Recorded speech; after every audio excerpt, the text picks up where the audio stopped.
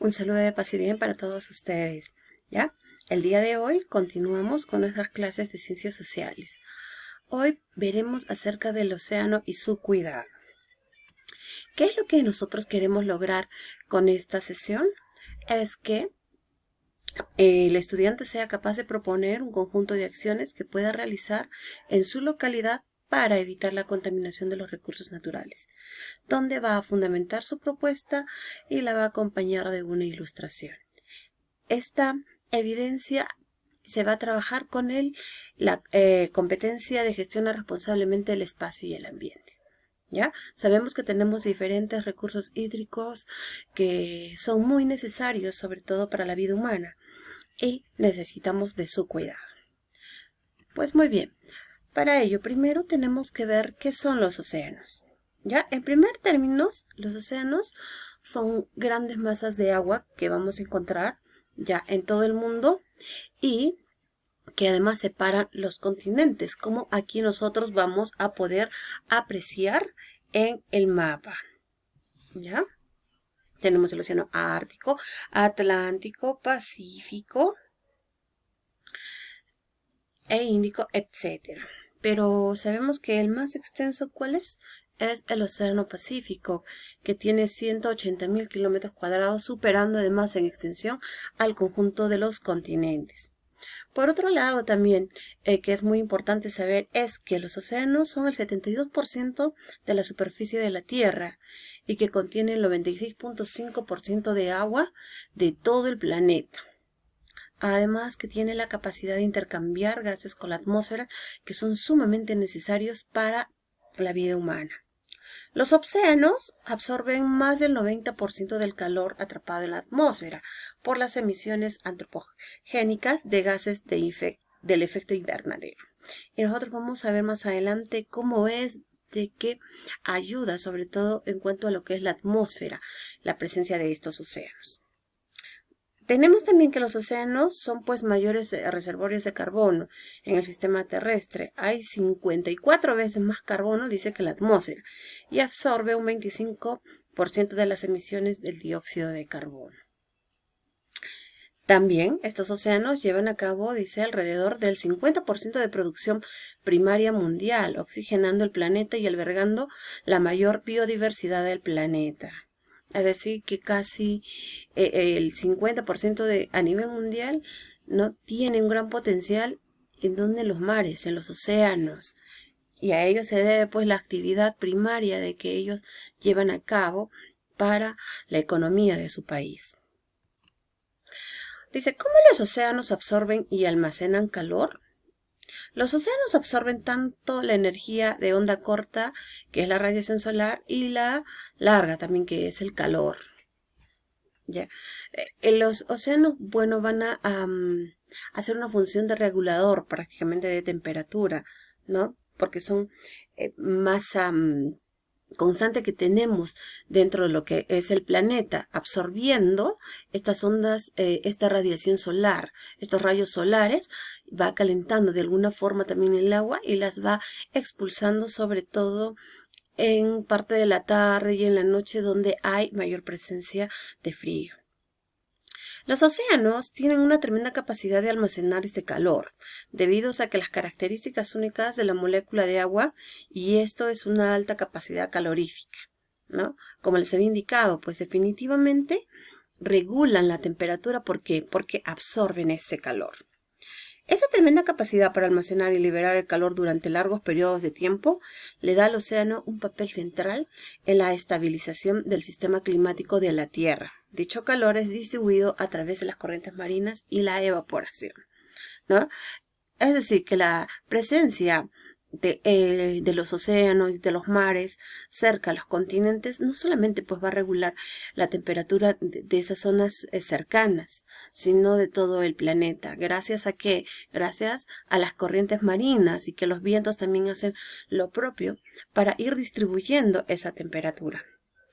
Por otro lado, el calentamiento global ha generado un aumento aproximado, ¿ya?, de 1 grado centígrado a 0.3 grados centígrados en la temperatura media de la atmósfera y el océano. Nosotros sabemos que a medida que va pasando el tiempo, la temperatura va creciendo. ¿Gracias a qué? Al efecto invernadero. Y este efecto invernadero, ¿por qué se da?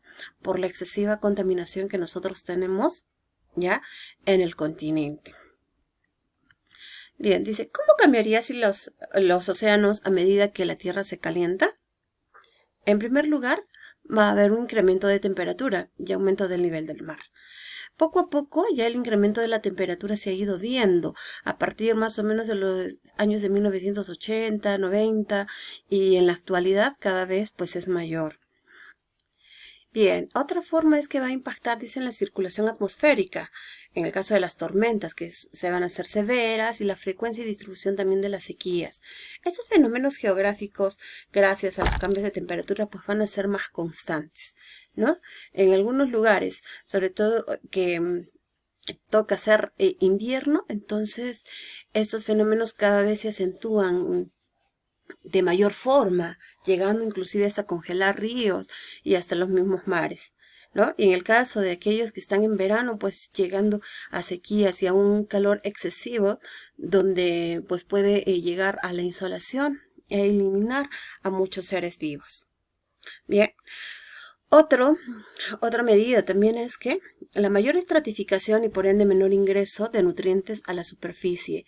Nosotros sabemos cómo hay cambios constantes, sobre todo de temperatura, ya vamos a ver de que las especies, sobre todo que sirven de alimento, que sirven de nutriente, tanto en el mar como en el continente, es decir, en tierra, entonces no va a tener lo mismo para que puedan ser más productivos. Por otro lado, también tenemos la menor solubilidad de gases, por ejemplo, en el caso del oxígeno, ¿no? ¿Y todo por qué? Porque la Tierra se va calentando. Por otro lado, también la acidificación y disolución del Ca y el CO2 y el cambio también en la biodiversidad. Si la Tierra se calienta, definitivamente la evaporación, la condensación, la precipitación, etcétera, va a ir cambiando, ¿no? En lugares donde nunca ha llovido, pues empezará a llover. En lugares donde nunca ha habido sequías, las va a haber, ¿no? Y definitivamente, pues, la diversidad va a ir cambiando. En todo gracias a de que la Tierra va a irse calentando gracias al efecto invernadero y todo ello gracias a la contaminación. Pero muy bien. Para ver ello, en el caso de los océanos, ya, ¿de dónde provienen esos océanos? Ya, de las vertientes hidrográficas. Y en América Latina tenemos dos vertientes fundamentales, ¿ya? Pero para ello queremos ver, ¿qué es una vertiente? Una vertiente no es más que un conjunto de cuencas hidrográficas cuyos ríos con sus afluentes van a desembocar en un mar o un lago, y en el caso de América Latina lo van a hacer ¿dónde? En la vertiente del Pacífico y del Atlántico, como lo podemos ver aquí, ¿no? Sabemos que todos los ríos que van a desembocar ya hacia el lado oeste van al Océano Pacífico, y si estamos a la oeste van a desembocar en la vertiente del Atlántico. Pero nos habla que las vertientes hidrográficas son prácticamente un conjunto de cuencas. ¿Y qué son las cuencas hidrográficas? Las cuencas son áreas circundantes al recorrido de un río principal. Una cuenca ya pues va a significar el conjunto de ríos que van a desembocar en una determinada zona. En el caso de nuestro país tenemos al Océano Pacífico, a la Amazonía y al lago Titicaca. Bien. Bien, vemos que los océanos definitivamente nos traen grandes beneficios. Pero ¿qué es lo que sucede en la actualidad en estos océanos? Pues vamos a ver qué es la contaminación. Lamentablemente muchos de nosotros acudimos a ellos, ¿no? Como porciones de mar para el verano, ¿no? Para irnos a bañar y pasar gratos momentos, pero lamentablemente la dejamos contaminada, ¿ya? Algo que nosotros tenemos que saber es que el plástico no es biodegradable, es decir, que no se va a ir degradando con el tiempo, ya, en la tierra, sino van a terminar en microplásticos, es decir, van a terminar en plásticos pequeños y estos a su vez pues en microplásticos que no van a ser observables, que van a ser prácticamente parte de esa misma tierra, de la arena, o terminan también dentro de lo que es el mar. ¿Bien? El 80% de plásticos hasta el día de hoy acaban ¿dónde? En los basureros, en vertederos o en el medio ambiente. Y todos ellos van a desembocar ¿dónde? Pues en el mar. Es una pena, pero lamentablemente es cierto, ¿no? Se han encontrado, dice, plásticos a 10.000 metros de profundidad de los océanos, de los mares, ¿no? No solamente los encontramos expuestos en la superficie, sino también dentro del mar. Y miren a qué profundidad, ¿no? Y en esa profundidad, pues los animales no saben distinguir el plástico del alimento que ellos tienen. Y muchos de ellos terminan consumiéndolos, lamentablemente. Dice, cada día se abandonan cerca de 30 millones de latas y de botellas de plástico. Es una lástima, ¿no? Por otro lado, obviamente los plásticos son muy dañinos porque son digeridos por quienes, por los peces y otras criaturas marinas que no distinguen, que no los van a distinguir de sus alimentos, ¿no? Apreciemos aquí, tenemos plásticos desechables, etcétera, ¿no? Puede llegar a eliminar a estos mismos peces, estas criaturas marinas, sí los llegan a eliminar lentamente, con bastante agonía, ¿no? ¿Por qué? Porque no es un alimento que ellos normalmente pues lo suelen consumir, sino terminan siendo sumamente dañinos. Y muchos de esos peces o esas criaturas marinas pues terminan siendo pescados para llegar hasta nuestros platos. Y nosotros volvemos a consumir lo que alguna vez habíamos botado, ¿no? En la actualidad se han encontrado zonas de alta concentración de plásticos, llamados también sopas de plástico. Por ejemplo, en el Océano Índico se ha encontrado ya una zona. En el Océano Atlántico se han encontrado dos zonas, una en el norte y otra en el sur. Y en el Pacífico también tenemos dos zonas. Cada año, cerca de 80.000 toneladas, va a parar a los océanos. ¿Eso qué quiere decir? Que a cada minuto están tirando un camión de basura a los océanos. Es triste, pero muy cierto. ¿Y qué vamos a hacer nosotros al respecto? Pues vamos a cuidar nuestros océanos, vamos a cuidar todos nuestros recursos hídricos. ¿Y cómo lo vamos a hacer? Reduciendo el consumo de energía. Sabemos de que la energía también, gracias al calor que emite, está contaminando y contribuye, pues, a esa contaminación. Bien, otro cuidado que vamos a tomar en cuenta es tomar decisiones sustentables en cuanto a la comida marina. Ya no vamos a querer consumir, sabemos, aquellos productos que están en veda o que tienen que estar en cuidados o se están extinguiendo. Disminuir el uso de plásticos o si no utilizar plásticos ecoamigables. ¿Ya? Ayudar a cuidar a las playas, ¿no? Somos buenos para criticar, pero nunca para apoyar o ser parte de la solución. No comprar productos que exploten la vida marina, ¿no? Ustedes han visto que si van a la playa, siempre les venden aretitos o recuerditos en base a conchas, estrellas de mares, etcétera, ¿no? Y eso es lo que estamos incentivando, a que ellos sigan sacando esos productos para que sean vendidos. Apoyar a grupos u organizaciones que protejan los océanos. Incentiva, dice, al cambio en tu comunidad, ¿no? El cambio empieza por uno mismo.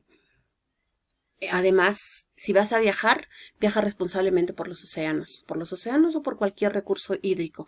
No botes la basura, cuídalos. Y evitar los productos con microperlas de plástico. ¿Y cuáles son? Los cosméticos. Bien, entonces jóvenes y señoritas, no olvidar reciclar, reutilizar y reducir, sobre todo en lo que es el plástico. Muy bien, jóvenes, ¿y cuáles van a ser las actividades que ustedes van a realizar? ¿Ya? Primero, piensa en un río de tu comunidad, de tu localidad más cercana. Y a ello te vas a hacer dos preguntas. ¿Cuáles son las causas y consecuencias de la contaminación del agua? ¿A qué ámbito se amplía el problema? Bien, ¿y todo ello para qué? Para elaborar un texto donde tú propongas y fundamentes una buena práctica en tu localidad para evitar la contaminación del agua. ¿Qué debe incluir tu texto? La propuesta de una buena práctica. Explicar por qué la consideras una buena práctica, además de incluir un dibujo de la puesta en marcha de la práctica de sus acciones. Muy bien, queridos jóvenes, nos vemos hasta una nueva oportunidad.